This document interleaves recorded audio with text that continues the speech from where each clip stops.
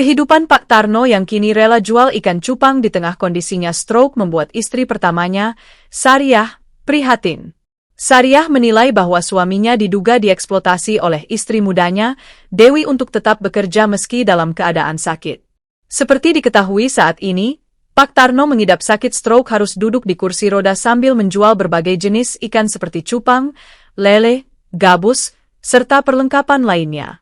Tubuhnya yang terlihat semakin kurus dan penampilannya yang lusuh memancing simpati banyak warganet. Sariah prihatin melihat sang suami harus pontang-panting dibawa oleh asisten dan istri mudanya untuk mencari uang. Menurut Sariah, seharusnya Pak Tarno beristirahat di rumah menikmati masa tuanya. Saya kasihan lihatnya di TV di YouTube, dibawa ke sana ke sini orang udah kakinya udah kembung stroke sebelah udah makan gak enak, harusnya istirahat di rumah, ibadah. Sekarang kayak disiksa itu oleh si Dewi sama Pak Slamet, bebernya.